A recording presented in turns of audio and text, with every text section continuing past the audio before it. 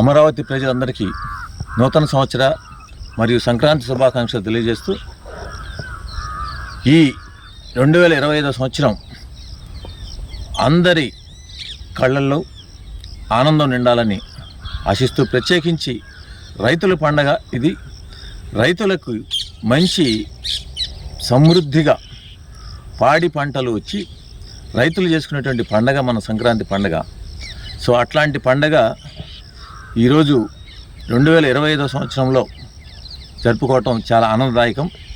ఎందుకంటే ప్రతి ఒక్కళ్ళకి ఉపయోగపడేటువంటి సంవత్సరం ఇదని మ్యాథమెటిక్స్ పరంగా, గణిత పరంగా కూడా చెప్తున్నాం. ఎందుకంటే గణిత పరంగా ఈ 2025 సంవత్సరం చాలా ప్రత్యేకమైంది. ఎందుకంటే ఇది పర్ఫెక్ట్ స్క్వేర్.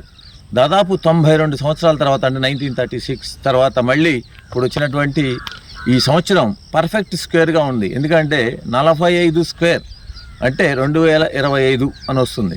సో కాబట్టి ప్రతి ఒక్కళ్ళ జీవితంలో ఆనందం రెట్టింపు అవుతుంది, అన్నీ రెట్టింపు అవుతాయి, పంటలు రెట్టింపు అవుతాయి, పాడి పంటలు అన్నీ కూడా రెట్టింపు అవుతాయి ఖచ్చితంగా. సో అట్లాంటి సంవత్సరం 2025 ప్రతిదీ కూడా 2025ని మీరు కూడితే 2 + 2 + 5 9 అవుతుంది. 9 కూడా పర్ఫెక్ట్ స్క్వేర్ అవుతుంది, 3 స్క్వేర్.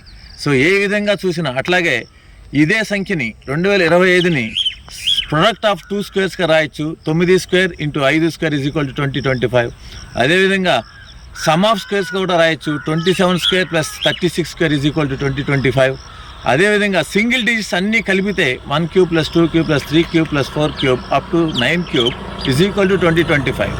సో కాబట్టి ఈ 2025 సంవత్సరానికి ప్రత్యేకించి మ్యాథమెటిక్స్ పరంగా చాలా ఇంపార్టెన్స్ ఉంది.